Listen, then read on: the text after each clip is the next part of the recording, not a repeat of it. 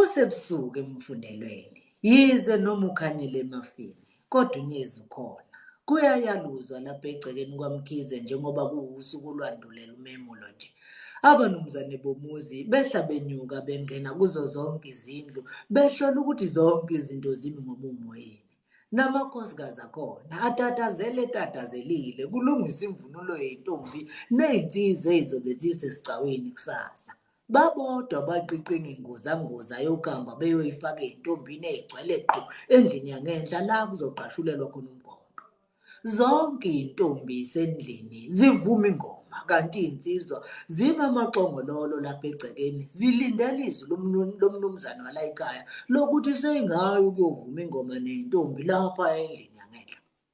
Umazwakhe nabangani bakhe uChazani noMzika Ayifani bayingxenye yalezi y'qongololo. Bame eduze kwenye izindlu kaLawundi baphethe iy'hlangu zabo. Inhloso kaMazwakhe yinye nje kuphela, ukubona uZolile bese buyela ekhaya athathe isihlwathi esanele ukuze anguzeli ememulweni kusasa. uChazani ekhuluma sakuhleba, kubukeka sengazuthi uzoba mkhulu wona lo mcimbi. Ngibona nje ney'nsizwa engingasazazi lokhu kanti iningi lezinye angiyijwayele la endaweni. Hayi impela wona ubuke kunesasa selikhulu. Kuphendula uMzika Ayifani enqekuzisa ikhanda sakuvuma. Uhanjelwa abakude nabaseduze. Kodwa-ke kufanele zinhle iy'ntombi zakulesi sigodi. Yileyo naleyo nsizwa ifuna ukuzosikela ukhase ey'ntombini.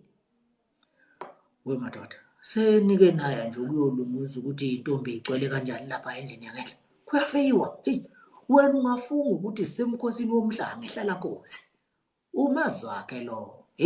Ngibonile umnewethu. Kodwa-ke ngiqaphelile ukuthi lo wakho ubengekho. uChazani lo. Athuka umazwakhe.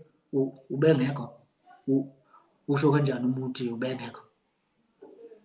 Cha, uqinisile impela uChazani mfowethu. Kodwa-ke hhayi ngibuye ngamilamele. Angithi uye lo meno wesilisa la emva kwethu. La emva kwelindlu jelele ngelanga ezansi. Eshe khomba indlu kaLawundi eyayingezantsana kwawo. Nebala umazwakhe ayibona iy'thunzane ey'mbili zimile futhi kucaca nje ukuthi kudala bexoxa kuwukuthi phela yena amazwakhe ubengazi ukuthi uye lo uZolile. Afuthelane ukuthi makaqhume. Awuthi ngidlise satshanyana ngokubona. Hlezi uZolile angibona. Ngizele yena phela mina la. Nebala akudle ngelokuyozidlulisa eduze kwabo ngethemba lokuthi uZolile uzombona. Noma kusebumnyameni lutho. Futhi kuyacaca nje ukuthi ithulile le nto abayixoxayo nalomfokazi uZolile. Kusenjalo kukhala umakhalekhukhwini kaMazwakhe. Baphenduke bonke abantu banake ngakuye kwazise le nto yocinga ayikandi lapha esigodini sasophathe. UMazwakhe abona ukuthi imfakela amehlo le nto azama ukuyikhipha lapha ephaketheni elingemuva kodwa kucace nje ukuthi kuzofanele asebenze kanzima ngaphambi kokuba iphume. Nayo-ke ngalowo mzuzu ayisakhalisa iqhuma phezulu ekugcineni ayikhiphe. Hello Mas, kunjani? Bengifuna ukwazi ukuthi ufike kahle yini ekhaya nokuthi nje sikuphethe kanjani isipho sakho. I'm sure ngokuqala kubantu sebeke bakufonela. Yizwi ngale ocingweni. Hayi ngihambe kahle. Kanti nasekhaya ngibafice besaphila. Ucingo lona cha nalo alukangihluphi. Into nje kusafanele ngithi ukuyijwayeza lona. Hayi-ke kuzofanele wenze njalo-ke ngoba iyona ndlela elula engicabanga ukuthi sizoxhumana ngayo le. It makes things easier. Unjani uZolile? Sewuke wambona? Angamboni. Kodwa-ke ngizombona. Hayi kuhleke. Umbone phela. Hayi bo. Yazi nje I know ukuthi naye she can't wait ukuthi akubone. Nami-ke nje ngingaphatheka kabi ukuthi uzubuye ungambonanga. Please yenza sure nje ukuthi niyabonana. Athule nje umazwakhe. Umephakamisa ikhanda. Aqaphela ukuthi leli ibhungu selisele lodwa. uZolile akasekho. Phela sibuye sikhulume. Kukhona engisematasa ngakho ungadini. Eshevala ucingo uphele engasavalelisanga nokuvalelisa ngale. Emva kwakhe kwase kuma iqulu labantu owawubona nje ukuthi alikholwa lento yokukhuluma kumakhalekhukhwini. alivale maqeda alucishe alifake ephaketheni lakhe. Kuqale yona futhi lensizwa ibhekise kuyena. Hawu ntangamashini, uthola lo mshini. Phela thina siwazela le kugoli. Umaqhawe eshekhombe ephaketheni la umazwi akafake khona ucingo. Limthuse leli lokuthi kanti lo mbhemo uyasebenza. Ngiyumazwi wakhe uNtuli Sibongo la kwesenkosi uNtuli ngaphesheya. Konje iqhawe ngizothi ubani? Elula isandla ngelokuxhawula kulombhemo. Oh cha hayi uxole ntangamashini ngobhembi. Sengivele ngisuke ngingena endabeni nje ngingasazazisanga. Cha mina ngumaqhawe mfowethu ngivokabiyela la entami yenkunzi. Sizileke nje nathi sizinsizwa zangakithi kuzobheka ukuthi lihle kanjani izwe lalapha eMbo. Hayi ngiyajabula kakhulu ukwazi mfowethu. Lisho leli igagu lelula isandla nalo. Cha hayi kujabula mina. Umazwi wakhe eyithatha phansi eyikhipha phezulu lensizwa kwakuzwakala nje ukuthi igcwele ukuzethemba namancoko. Hoyi ngitshele kuseGold msethekwini. Kuhle phela insizwa zazana ukuze sibonane nanoma sesile ekhambeni. Singaze sikuhlanganyele nezitha kanti umkhaya.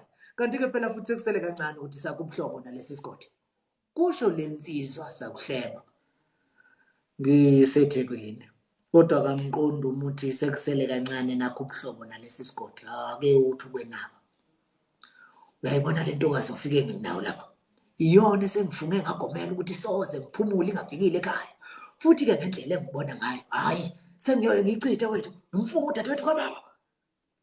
Usho kanje. Yize noma ngingaqalanga kwabalula wena Sompisi. Kodwa ke kamuva nje, hayi ngibona sengathi umango uyewukela. Ngilapha nje ngoba sasivumelene nayo le ntokazi ukuthi izonginikeza ithuba lokuba sikhulume nayo namhlanje ebusuku. Ngoba kusasa kuzobe kuphithizela kakhulu singakwazi ukuthi singakwazi ukukhuluma. Inhliziyo ingaphandle manje kumazwi wakhe. Sekuthi akaqhume intukuthelo. Enye inhliziyo ithi makambambe ngezandla lo mbhemo wayekhuluma futhi ubone nje ukuthi akanalwazi oluncane lokuthi ukhuluma nobani. Usho ukuthi le ntombi singalikhipha noma yinini lolu cumvu kabela. Uyothi ngiyakutshela. Sengithokozela nalento yokuthi unomakhalekhukhwini. Phela ngizawuthenga nami njengoba izinsuku zokubuyela etohweni seyisondela nje. Ikhanyisa ithoshe esihlakaleni sayo lensizwa. Oh. Wangabe sabuya pho lo muntu. Usuke ngesikhulu isidumo la ngayitshela ukuthi uyabuya. Ishiqalaza ngasendlini la kushone ngakhona uzolile. Hayi kusho ukuthi mhlawumbe ibona omunye wabane wabo yasiphuthume intombini ngenhla. Futhi kangiboni ukuthi sazobuya njengoba nezinsizwa sekuthiwa ingene nje. Umazwi wakhe edla imhlati. Hayi angipheli moya. Nakusasa ngizobuya. Wazi bani? Hleze ucila izithele ndobuyini. Futhi kumuntu obuya ngisize kakhulu. Yili iqiniza leli intombi zalo le ntombi le uqhamukile. Ngiyazi khona imizamazo yenza kusasa. Mfowethu ngijabulile ukukubona. Sizophinde sihlangane futhi nangelinye ilanga. Esexalela umazwi wakhe eflathela. Hayi asihlangane kusasa. Lensizwa imlandelisa ngamazwi. Ngizobe ngingekho. Kufanele ngibuyele eThekwini. Inombolo yami yocingo uyithola kuyo uzolile. Ecuphucuku. Asuke lapho ahamba umazwi wakhe eshiya lensizwa isamangele. Ashikile afika tshela abangani bakhe ukuthi mabengabe besaya kwakhona lapha emgungqweni. Baphudla ihlanga zabo bahamba. Mavundla Media. Kusekuseni usuku lomemulo. Intombi isesihlahleni la izobhincela khona. Zibuye emfuleni kwazise kufanele ukuthi ivuke kusempondoza nkomo ziyogeza njengokwesiko uma kwemula intombi. Uzolile ushawa uvalo uma ecabanga okwenzeka izolo. Uyalubalubeka kwazisa akazi ukuthi kwenzekeni kumazwi akhe izolo emveni kwesehlakalo sikamakhalekhukhwini. Phakathi kwentombi ukhona noThabile udadewabo kamazwi wakhe. Uzolile usabasazama intuba yokukhuluma naye kodwa lutho. Wonke umuntu matasa uhlela imvunulo yakhe. Akekho nakomunye. Ekugcineni alithole ithuba. Thabi, kunjani? Uphi umazwi wakhe? Ebuza ngokwesaba. Hayi angazi yazi. Kodwa ngizwe umama ethi uvuke ngekho elawini lakhe. Akuqondakali-ke noma ubesawulanda intelezi yokuchelela isihlangu sakhe noma uphi ngoba iy'nkomba zona bezisho ukuthi akekho futhi kudala evukile wahamba. ashawe uvalwano oluncane kodwa ayibamba uzolile. Wena uke wakhuluma naye nje kusuka osukwini lezolo? Ngimgcina izolo efike ngitshela ukuthi uzoza emfundelweni ukuzokubona wena bese-ke ephinde eze ememulweni namhlanje ngaphambi kokuthi abhekise amabombe emuva kusasa. Ubejabule kabi nje ewumuntu nje ukhombisa ukwenama. Umuntu wokuqala-ke nje futhi afike wangibuza ngaye. Abhekise ikhanda phansi uzolile amehlo ecwebe inyembezi. Hayi, kulungile. Asithembe ngizombona emini. Yize noma kungekho lula. Thabile, lalela.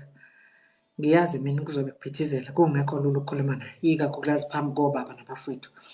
Kodwa ngicela uzomtshela angahambi singabonananga. Umtshele ukuthi ngizolenza icebo lokuthi sibonane. Thabile, Embamba samuntu omxhawula ngezandla zombili. umtshele ukuthi ngithe ngiyamthanda futhi ngeke ngize ngithande omunye umuntu ngaphandle kwakhe. Kulungile mngani wami, yini pho? Hawu, ungakhali. Hawu, uma zakho uyazi ukuthi uyamthanda futhi ukuqonda kahle lokho, wena ungakhathazeki. Kulungile, asithembe kanjalo. Baphazanyiswa uMasithole unina kamazwi wakhe. Ngiyaxolisa webata bami. Thabile, akuze ngapha nakho ngidlala umazwi wakhe. Yini? Wenzeni manje umazwi wakhe? uThabile esho sondela ngakunina owayeseme wagobotisa buqamamana nala intombi ezazikhona. Kodwa uzolile wayeyizwa inkulumo yabo, ikakhulukazi njengoba naye wayesecijisa indlebe nje. Cha, umazwi wakhe phela uvuke ekuseni nje wahamba. Uhamba wayaphi ma? uThabile ethuka. Ubuyele eThekwini. Ngimangele nje mina ukuthi kanti lo mfana ubezofuna la umezofika ntambama nje ngakusasa nakhona kusempondo zakho amavela nyamalale. Hayi, mina ngiyazi lento eyenziwa umazwi wakhe. Hey, cha. Kusha ke lokho mayazi. Nginesiqiniseko ke kodwa kusho ukuthi khona into evelile yamphuthumisa.